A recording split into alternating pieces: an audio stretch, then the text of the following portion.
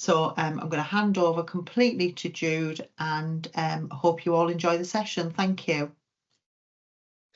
Thank you very much, Nikki. I'm delighted to be invited. Thank you very much. Delighted to be part of the Lunch and Learn webinars, and what we're going to talk about today, as you already know, familial cancer, how family history impacts on cancer and how we manage cancer and the risk of cancer in primary care.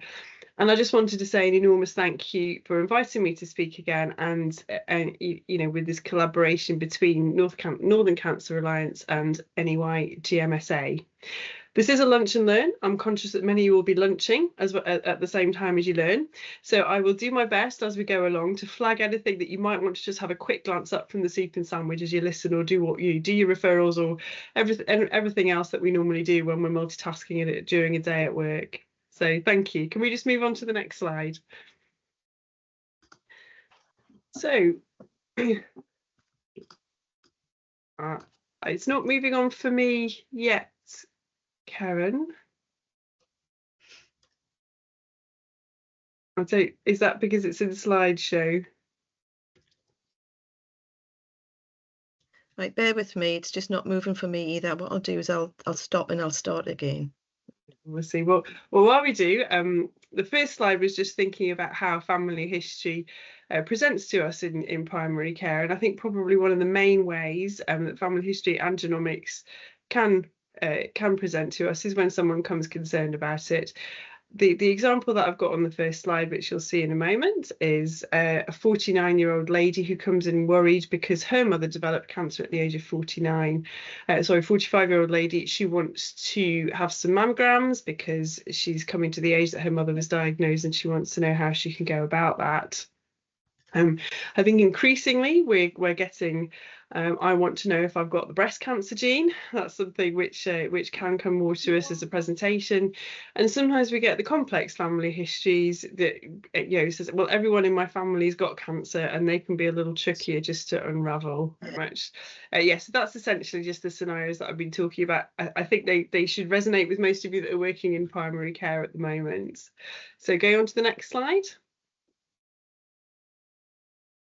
So, although this is entitled Familial Cancer, there's a few ways that family history can interact with risk of cancer in primary care. So I've highlighted the first one. I have a family history. Sometimes people say I have a family history of a cancer gene because they know that there's already a variant in one of the inherited cancer predisposition syndromes running in the family.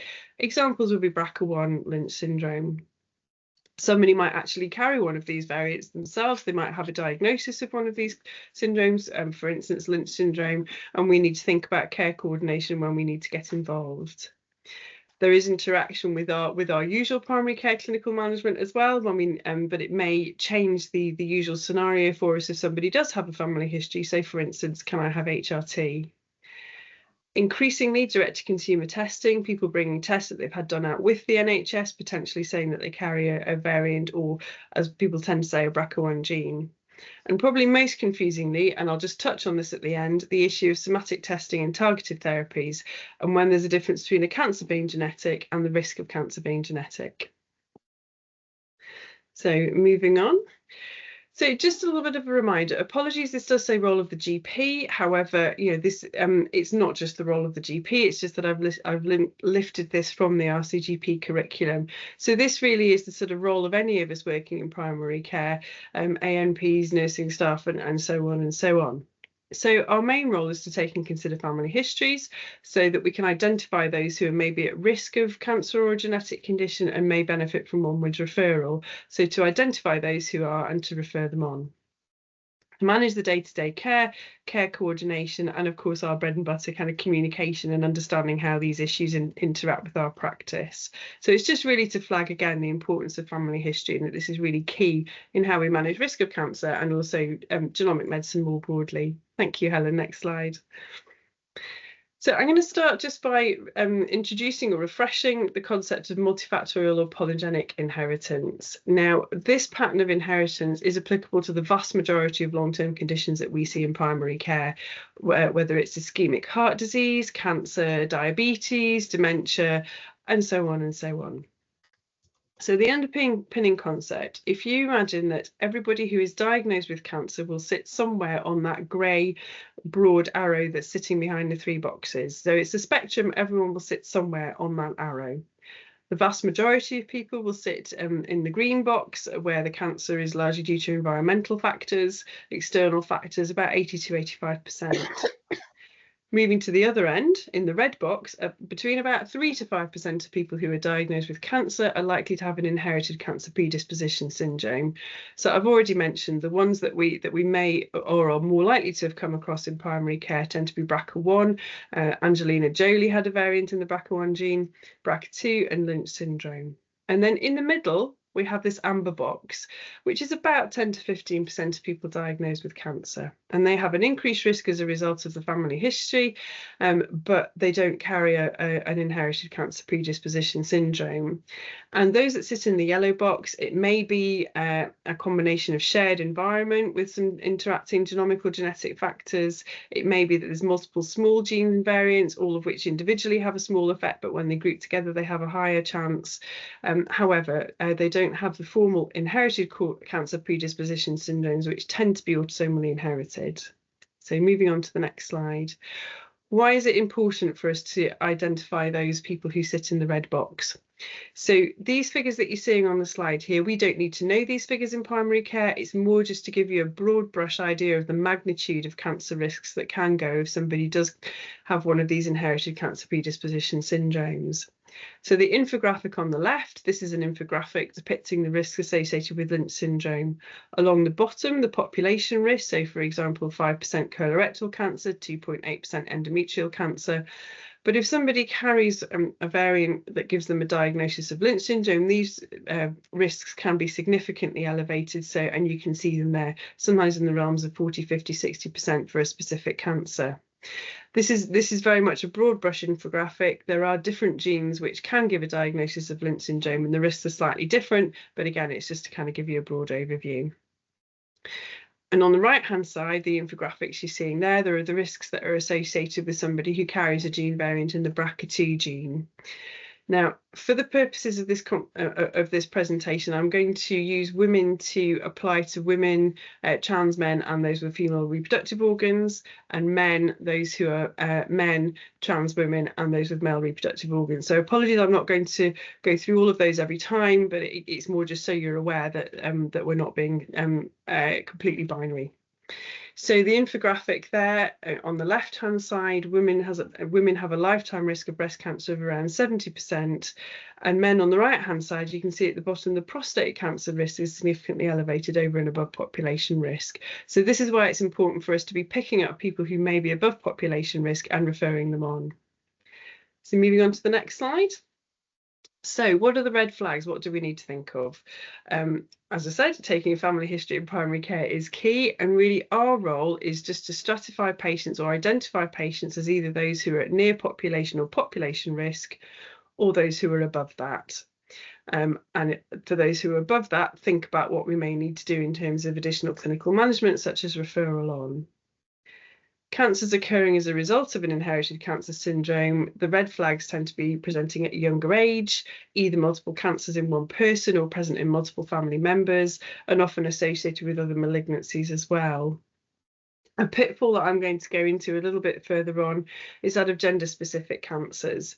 So when we're from the genetic perspective, we're thinking about two different risks. We're thinking about the risk of developing cancer, but if there is an inherited cancer predisposition running in the family, for instance, a BRCA1 gene variant, the vast majority of these syndromes tend to follow an autosomal dominant inheritance pattern, which means that both men and women will have an equal chance of inheriting the gene variation, the gene variant. Moving on to the next slide. So where can we go to try and find out, where can we go to get the information about whether someone is at near population or above population? So probably the best characterised is familial breast cancer, and what you're seeing here is an infographic that sits within the RCGP Genomics Toolkit. It's an at-a-glance guide around the family history criteria to think about and the referral pathways. I apologise, you won't be able to see all of the words there, but I'm going to cover the sort of key points just in a moment. But I think the thing to draw your attention to at the top is that if somebody knows they've got a gene variant that's running in the family, they should be referred straight to clinical genetics. If they don't, then we should go on and ask them questions about the family history. And if they reach the criteria, the referral criteria, then it's a referral to secondary care, not to clinical genetics. And there are a couple of other considerations, such as, is there Jewish Ashkenazi heritage? Because gene variants in BRCA1 and BRCA2 are much more common in these populations, and are there other cancers as well which may be linked, and they are linked, they are listed there. So moving on to the next slide, this has been captured in a template within System 1. It was also captured in a template within EMISWeb. I have to apologise and say I don't use EMISWeb, so I'm not sure if it's still accessible, but it's called Familial Breast Cancer within System 1, and you can see there just the tree of it: introduction, the family history, what to do if the patient's at near population risk, and also tamoxifen and anastrozole chemo prevention. So again, next click, again, these are the at a glance referral criteria, and so I'll go through those in a moment.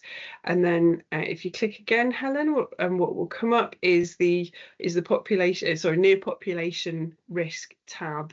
And again, at a glance there's information about what to talk to the patient about, and third sector and patient facing resources that might be helpful as well. So moving on to the next slide. So there is guidance around some. There's familial breast cancer, familial ovarian cancer guidance has just been released by NICE, and I'm going to touch on that in a moment. There is some other guidance, for instance, British Society of Gastroenterology for increased risk of colorectal cancer, but this can be a little trickier to find from primary care and not intuitive. So there is a resource that has been developed by the National Genomics Education Programme. At the moment it sits within their website, but we're working to interface it with primary care IT systems, and we've already got the familial breast cancer one up and running with in collaboration with Ardens. So G-notes, there are two different levels of G-notes. Essentially, the main one is designed to be a consultation, a very concise resource that you can use within the consultation. And just down on the left there, you can see the content plan. Again, apologies, I know that the writing is very small, but it's just to give you an idea, really very brief, an example clinical scenario, a few key points or pitfalls, what you need to ask and what you need to do next, and with some resources at the bottom. So designed to be very quick for use within the consultation. The working group consists of GPs and primary care pharmacists, so it was written by primary care for primary care. We were delighted to get really high user testing averages when we went out to the users, so 91% compared to the industry average. So we really hope that you find this as useful as our testers did as well. The titles in the blue text there, you can see the list of those that are currently live, and there is one patient with a family history of bowel cancer, patient with a family history of breast, patient with other family histories of cancer as well, such as renal and skin, and there will be more coming in October. We're going to be releasing the next batch. Thank you, Helen. Just a little bit of horizon scanning. At the moment, the perennial challenge of recording family history in primary care records remains, because at the moment, the main way of doing that is read codes, which are quite clunky. However, there are some other platforms coming. There's a family history risk assessment software called FARAS that has been piloted in various regions. There's an app, and there's also a tool called CanRIS, which is currently being piloted for primary care as well. So hopefully in time there will be something which helps us a little bit more directly in the primary care record. Going on to the next slide. So for those of you that are trying to get down a soup or a sandwich, this might be the time just to have a quick look up. I'm sorry, it's a little bit of a wordy slide, but it's one that might be worth taking a screenshot of. And essentially, it's everything you need to know in a nutshell. So thinking about somebody who's at near population risk of breast cancer. If somebody has one female relative with unilateral breast cancer over the age of 40, there's no associated cancers, and I've listed them there, and no Jewish Ashkenazi heritage, then you can be pretty comfortable that they are at near population risk. And how should we be managing these women? So the second box, the information and management, this again is taken pretty much from the NICE guidelines. So making sure they're aware of their lifetime risk and explaining that cancer is common. Cancer Research UK is currently quoting a 1 in 8 lifetime risk of breast cancer for the population, and this may even go towards 1 in 7 in the not too distant future. So it's not uncommon for somebody to have somebody in the family, a family member who has been diagnosed with breast cancer, but remembering that inherited cancer is uncommon and usually tends to have multiple people affected at younger ages and other cancers such as ovarian cancer. But families change. We in primary care know that better than anybody, and psychosocially and biologically and clinically. So if the family history changes, they should come back and talk about it again because it may change their risk. Information about breast awareness, so symptoms to be watchful for, so-called symptom vigilance. Population screening programs, the breast screening program, and the usual lifestyle and risk reduction advice that we're very familiar with in primary care around diet, BMI, alcohol, and so on. And actually, just building on that second box there, these are the common management principles. So these are the management principles that apply to anybody at any level of risk of any cancer. That really we should be talking to them about their risk of developing cancer, to come back if the family history alters, the sorts of symptoms to be watchful for, any available population screening, and the relevant risk reduction and lifestyle advice programs. Thank you, Helen. So this is just to give you a little bit of a taster about what happens in secondary care and onwards. So if somebody is identified as being at above population risk, they would be referred on to secondary care or breast clinic. The setup may be different in different regions. And there are 2 different risks that would be assessed. The risk of developing breast cancer, and they would be then assessed as usually moderate or high, or possibly near population again. And the risk of actually carrying a genomic variant or an inherited that gives rise to an inherited cancer predisposition syndrome, in which case they would generally, if the person is not affected with cancer, refer onwards to clinical genetics. So two separate risks to think about there. Those at moderate risk of breast cancer, there's additional surveillance, thinking about those management principles again, mammography from the age of 40, and there may be the option for risk-reducing chemoprevention in the form of tamoxifen, anastrozole, or raloxifene. Those who then, this is a very sort of quick and dirty way of saying that once people go through the longer process in clinical genetics to see whether there is an underlying cancer predisposition, they may be then referred back to breast clinic, and actually the screening for those is now largely done within the National Breast Screening Programme, but under a very high risk category, surveillance and MRI starting from the age of 25 to 30. And thinking about other risk reducing measures that may be options, and I'm emphasising options, always patient choice, such as bilateral mastectomy and BSO, and also the option of predictive testing for family members. So moving on to the next slide, Helen. So family history of other cancers. Again, I hope you've managed to get a few more mouthfuls since the last slide that I said you might want to take a screenshot of, but this one could be another one that might be quite helpful. So generally, colorectal cancer, those at above population risk if they have 1 relative less than 50, 2 relatives at any age, and this is the only cancer where this could include both parents, and this is due to the influence of shared environment, so shared diet as a family is growing up, or any associated cancers, and I've listed just the key ones there. So again, applying our usual management principles, if they're a near population risk, talk about NHS bowel screening, symptom vigilance, to return if the family history changes, lifestyle advice such as dietary and smoking, any wider clinical management as well. It's quite hard to put all the others into a sort of one bucket, but I have tried. So generally, other cancers. Now there are some exceptions here, but those that don't have a clearly environmental influence. So I think, we're all very familiar with those that have a clear environmental incident, such as cervical cancer, lung cancer, throat cancer, most head and neck cancers. However, broadly, others, if 1 relative has been affected less than 40, or 2 are affected, usually both first degree or a first degree and a second degree at any age, or if they're unusual, such as a sarcoma, it might be worth having a chat with the regional genetics service and the clinical genomic medicine service and seeing what they say. I have put a link in there to the genomic test directory.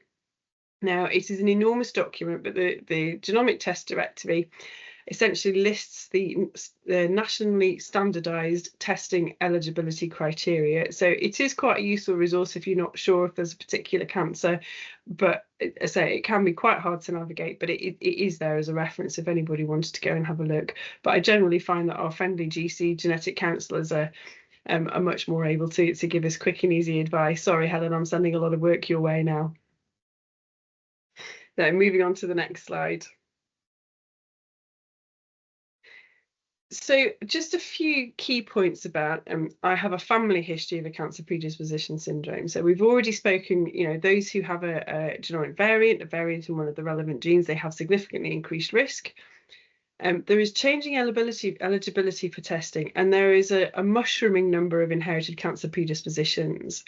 So what you're seeing now on the right-hand side, we don't need to know this in primary care, but it's the list of inherited cancer predispositions that we can now test for within the genomic test directory. And you'll see there is a number there. And for most of those, each test will comprise more than one gene, so a so-called panel gene testing and multiple genes being tested at the same time. So there are now literally hundreds of genes which are known to be to give rise to inherited cancer predisposition syndromes. Moving on, Helen.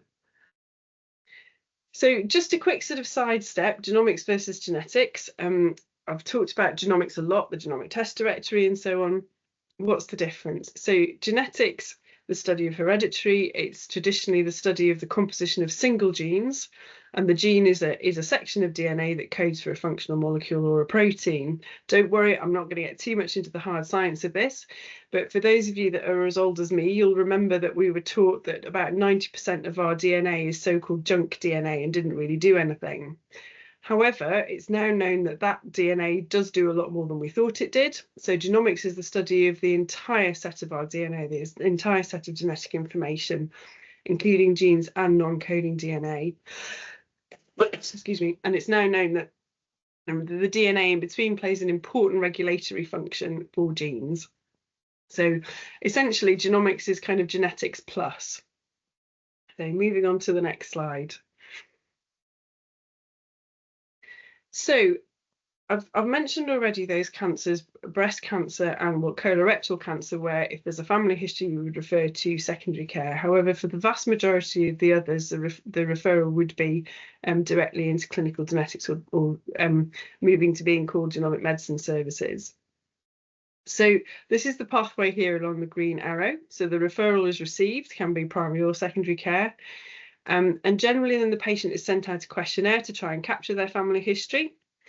We have some very expert healthcare professional roles, or non-healthcare professional roles called family history administrators and increasingly genomic associates, who will then collate the information that they can do. Either they will contact, they will seek consent if they're able to, they will consult national directories such as the National Cancer Directory, and once they've collated as much as they can, then the questionnaire goes forward to one of the clinical team for review and triage. So just at the bottom there, I'm going to quickly flag the difference between diagnostic testing and predictive testing. So diagnostic testing, the first member of a family to be tested. So if nobody in the family has been tested, but there is a significant family history, and ideally this would be offered in the first instance as somebody who's been affected with cancer for a variety of reasons. Predictive testing, if there is a pathogenic variant, a genomic variant known in the family, but somebody is unaffected, they can be offered testing for that variant, and that's called predictive testing. It's important to know to understand the difference between these, but it also helps to understand some of the responses that may come back from the Genomic Medicine Service. So the Genomic Medicine Service will, they look after families, so it's really important for us to include details of a closest affected relative, name and date of birth. Sometimes this can make us a bit cautious because we worry about confidentiality. However, if we've obtained this from the patient in front of us, then including it in the referral adheres to principles of confidentiality. It would be different if we went into their relative's record to get information and then included it in the letter. However, if we're just asking the patient in front of them for the name and the date of birth of their family, sometimes they need to be reassured we're not going to proactively contact them, but it's going to go through clinical genetics, but it's fine for us to include it in the letter, and it really makes the whole process a lot more streamlined for clinical genetics, but also for the patient and the family. A patient may have a letter from a clinical genetics service already, particularly if there is a mutation or a variant running in the family. Most of the services would tend to issue letters saying, a variant in this gene has been found in the family and they may be eligible for testing. So it may be that in primary care we get a triage letter back from clinical genetics saying, yes, this family needs to be seen. However, the person that you've referred is not the right person to be seen in the first instance. We need to see their mother who's affected with breast cancer, or their sister who's affected with ovarian cancer, for instance. And again, this is really when we're thinking about diagnostic testing. So moving on to the next slide. As I've said already, most of these inherited cancer predisposition syndromes are autosomal dominant inheritance. So just looking at this family tree, I know for a lot of us, we won't have seen the squares and circles since medical school or since our pre-reg training, whatever our role.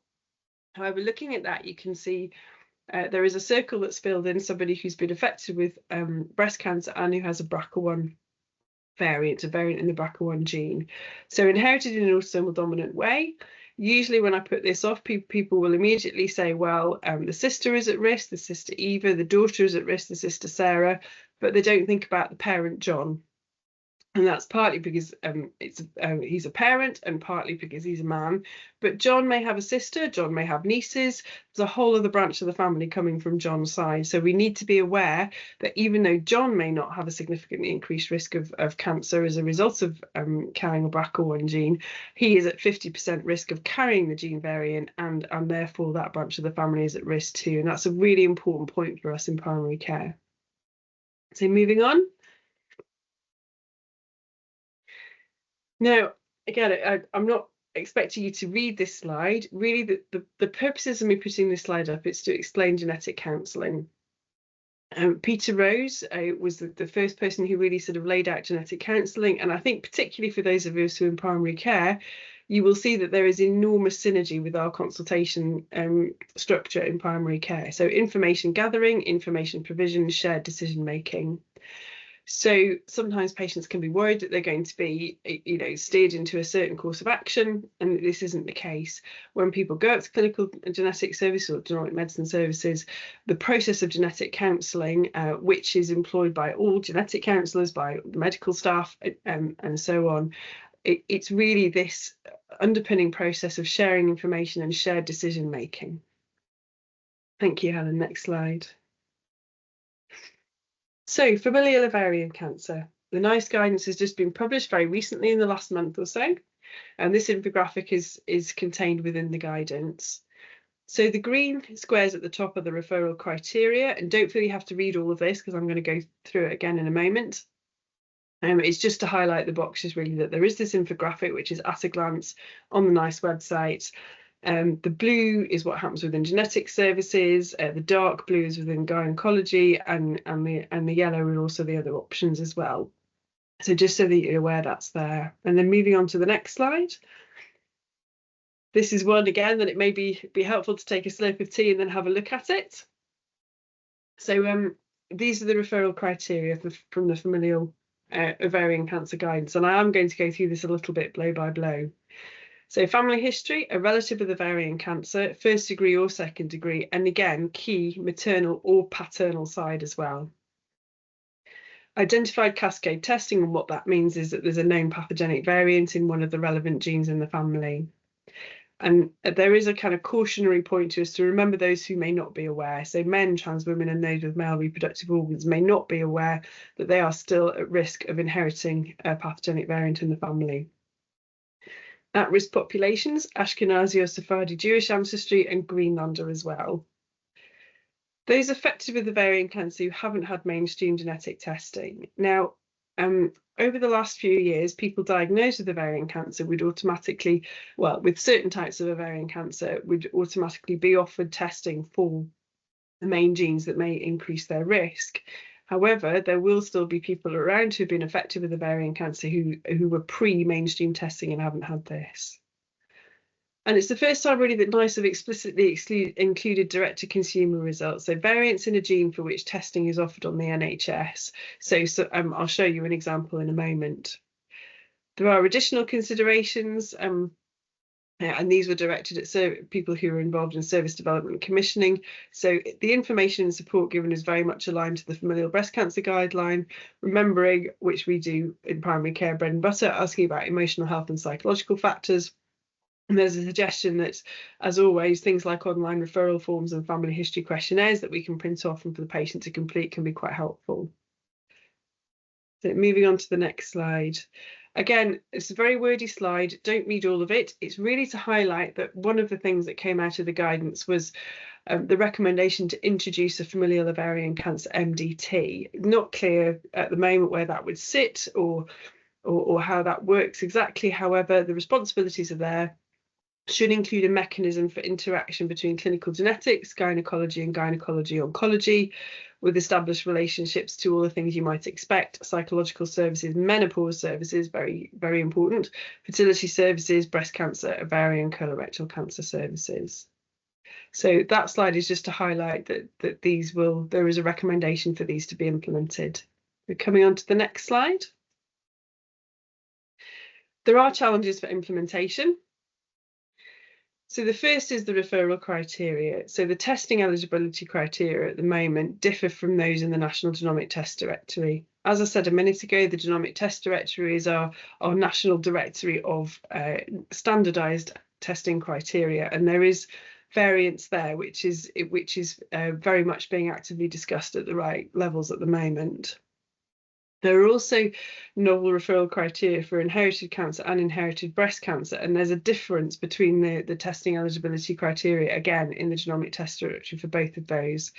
And as with everywhere in the NHS, there are significant questions about lab testing capacity. The supporting resources and infrastructure, I already mentioned things like referral forms and embedding into templates. Some of that you may already have in your region, but it's just things to think about, particularly for those of you who are involved in those areas. And as I've already mentioned, the implementation of familial ovarian cancer MDTs, if they don't already exist. Ovarian surveillance, so those women who are found to carry a variant in one of these genes, that gives them an increased risk. The guidelines emphasise that really the appropriate or the recommended course of action, is a risk-reducing bilateral salpingo-oophorectomy. Ovarian screening, I'm not going to go into the evidence behind that at the moment, but suffice to say that the current suggested ovarian screening protocols do not meet essentially screening criteria, although there may be a place for those who are extremely high risk, who are just delaying the BSO for a short time. But the guidelines are very clear in saying the preferred option is, at the appropriate age, risk-reducing BSO, and that surveillance should be very much a last resort if women are wanting to delay it for whatever reason. And moving on to the next slide. So just reminding us where we are at the moment. If you wouldn't mind going on to the next slide, Helen, I'm just going to talk now a little bit about care coordination. So what you're seeing here on the right hand side, another A4 infographic which was produced as part of a national Lynch syndrome project and sits within the Royal Marsden, and it's an at a glance. We've already spoken about the fact that the risk figures are a broad brush and across all of the genes, but they're just helpful instead of reminding us of the magnitude of risk. But it does include all the things which should be considered in care coordination of people affected with Lynch syndrome. So again, a reminder, identification and onward referral for those who may be eligible for genomic testing. Care coordination. So I've spoken about BSO, but it would be BSO is generally recommended at specific ages depending on the gene involved. So it may be that someone is found to carry or diagnosed with Lynch syndrome at the age of 30, but yet it's not recommended that they think about BSO until the age of 40. So they may be coming back to us in primary care and saying, can I now have a referral? Risk reducing measures. There is a slightly increased risk of gastric cancer, so a one-off H. pylori test is recommended, and also aspirin prescription at a prophylactic dose. Again, symptom vigilance, so we should be aware if someone does have Lynch syndrome of the cancers that they may be at increased risk of. Support for reproductive choices. Many of the inherited cancer predisposition syndromes are licensed for pre-implantation genomic diagnosis and for prenatal testing, should people wish to follow this. And again, facilitating referral of family members. Thank you, Helen. Moving on. So, coming into primary care clinical management, I'm going to talk a bit about contraception and HRT now. So you'll all be very familiar with this, the FSRH, the Faculty of Sexual and Reproductive Healthcare UK MEC, or medical eligibility criteria.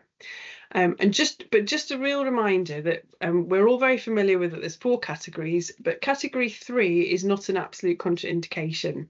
It just states the provision of a method requires expert clinical judgment and potentially referral to a specialist contraceptive provider. So I just wanted to flag that before I move on to the next slide. And what you'll see in the next slide is a table that I pulled together from the UK MEC, really summarising those with a family history of breast cancer this is now. So along the top, combined hormonal contraception, PO, progesterone-only methods, or non-hormonal barriers. And what you'll see is that for family history of breast cancer, it's a UK MEC 1, so unrestricted use. It may be that women have a preference not to take, for instance, combined hormonal contraception. However, it's really important for us to remember this, and that we shouldn't be automatically declining combined hormonal contraception on the basis of a family history. And again, the second point I wanted to pull out is that those who are carriers of no gene mutations, I need to update that to variants, don't I, Helen, is a UK MEC 3 for combined hormonal contraception. So 1 for non-hormonal barrier, 2 for PO, but 3 for CHC. And again, so this does not mean it's a contraindication, but it means that the risks should be discussed with a specialist, either contraceptive provider or someone in clinical genetics. And the familial breast cancer guidance reminds us that we need to think about all the cancer risks when we're thinking about prescription. So we need to remember that combined hormonal contraception also reduces the risk of ovarian cancer. And I have had women that I've seen in clinical genetics who have been in their 20s, have tried all sorts of other contraception. Obviously, at that time in their life, the risk of breast cancer is still very low, but the risk of pregnancy is high. And you know, we've talked to them about the risks of breast cancer, the fact that it's low at that time, the fact that they may wish to use it for a few years, and that actually if they do use it for a few years, it potentially can reduce the risk of ovarian cancer in future as well.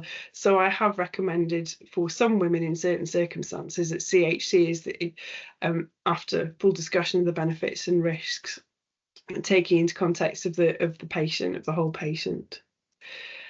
So the NICE guidance for familial ovarian cancer actually goes a step further and says that CHC can be considered solely for risk reduction, however, only in very certain circumstances. So if the risk of developing ovarian cancer outweighs the increased risk of breast cancer. Now, this should come through from communication from clinical genetics.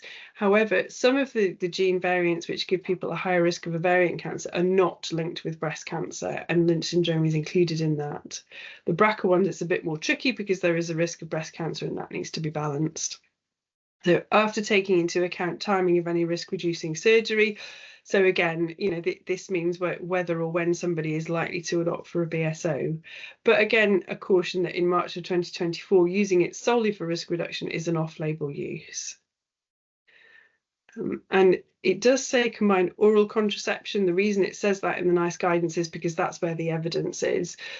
It may well be generalisable to the patch and the ring as well, but there just isn't the evidence to support that at the moment. So moving on to the next slide. And then this is the thing that we probably get most questions about when we're thinking about hormones and family history.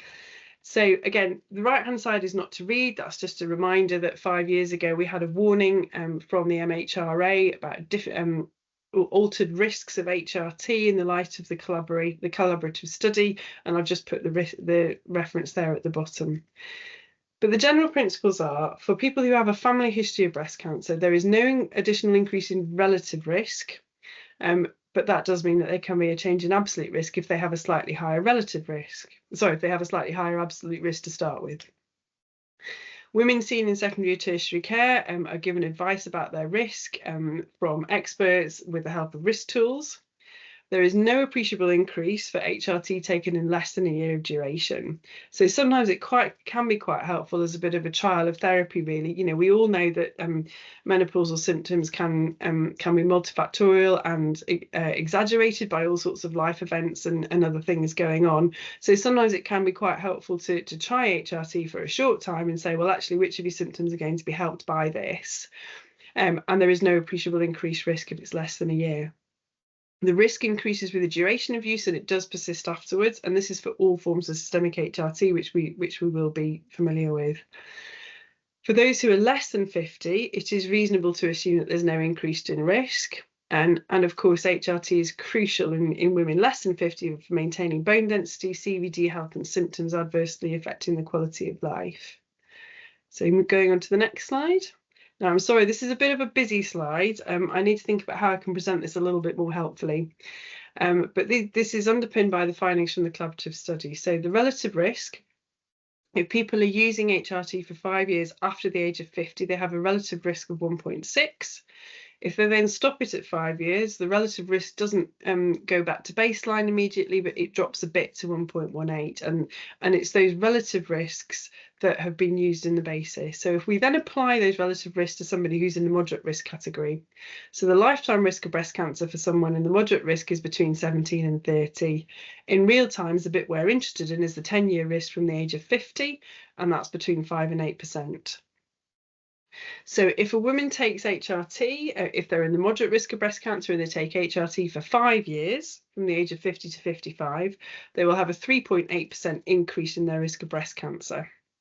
But that persists for, up until about 20 years. This is doubled if they take it for 10 years. For estrogen only, it's less, but it's still an additional risk of 1.7%. So happy to take questions about those. But again, just a reminder, the relative risks are exactly the same there at the top. The absolute risk for someone in a moderate risk category, 5 to 8% over the full 10 years. And those are the additional percentage risks. The influence of progesterone, there's still not enough evidence to be really clear about this. Likely to be less for eutregeston, but we don't have the evidence to underpin this. Likely to be less actually for digesterone, so that's Femiston products. We've always assumed that the Mirena behaved in a similar way to estrogen HRT, estrogen only HRT, but this isn't necessarily the case. So there is evidence emerging for a slight increase in risk. And moving on to the next slide. So again, apologies, very busy slide, but this is lifted directly from the Familial Ovarian Cancer Guidance, and this is for people who are thinking about HRT less than 50 years, including those who have had premature ovarian insufficiency as a result of having a BSO. So I think the two things that I wanted to pull out, some of which you'll already be aware of, if they've had breast cancer, we need to talk to the breast cancer team about the risk. If we are offering HRT to people, we need to use combined HRT for people who have a uterus, estrogen only for those who don't. Again, that's, you know, we're all very aware of that.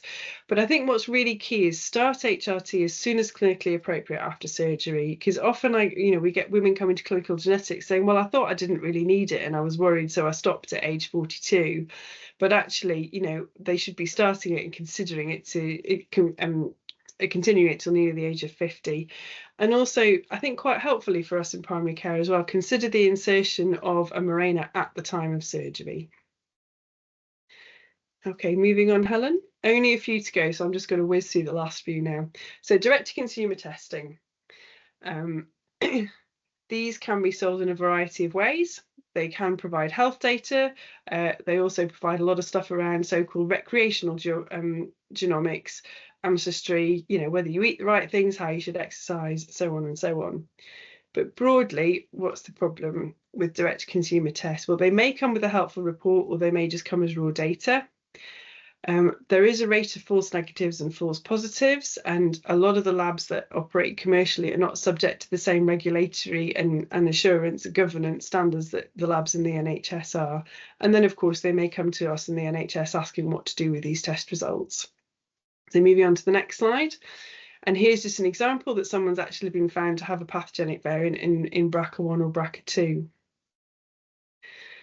Moving on to the next slide. So in the college, we worked with the BSGM, the British Society for Genetic Medicine, to produce a position statement to try and help us, particularly in primary care, so what we should do with these results. And essentially the bones of it are we should deal with people in exactly the same way as we do anybody else. So we ask about family history, we refer according to that. However, if they are found to have a variant in a gene for which there's testing on the NHS, such as BRCA1 or BRCA2, then we should be at least discussing, if not referring. And I'm saying that carefully, Helen, because of course, you know, these sorts of referrals are you know, onerous for clinical genetics as they are for us in primary care. So moving on. And the final thing, I apologise, this is probably the most complex thing to finish with, but just thinking about what somatic testing and targeted therapies means for this phrase, my cancer is genetic. So moving on to the next slide. You'll see here an infographic, somatic DNA testing and constitution. I'm sorry, this does feel like you know, it's at the end of lunchtime as well. But in a nutshell, we are all very familiar with cancers being tested, having genetic or genomic tests on the cancer itself in order to guide treatment. And Herceptin for variants in the HER2 receptor is probably the example we're most familiar with. But the number of these targeted therapies is just mushrooming now. And it's not uncommon for patients and their families to hear, my cancer is genetic, and assume that that means my cancer is inherited. But by and large, and Helen, caveat, there are exceptions here, but by and large, if a cancer is tested and there's a genomic variant in the cancer, by and large, this is to guide treatment, and it's generally not inherited. So it's either trying to reassure or asking patients just to clarify with their oncology team what they mean by my cancer is genetic before we refer them on to clinical genetics. So in summary, what's our role in primary care? Family history. There's a variety of resources around that can help us, nice guidance, G-notes. There is some stuff on the RCGP website as well. And we also have a role in care coordination for those who are at increased risk or have an inherited cancer predisposition. We've talked a bit about HRT and contraception. Something which is absolutely crucial for me to mention, I haven't mentioned so far, is the third sector. So don't forget that Macmillan, CRUK, familial ovarian cancer, all really, really helpful sources of information, both for patients and for us as professionals. So thank you very much. I hope you've managed to lunch and learn at the same time, and I'm very happy to take any questions.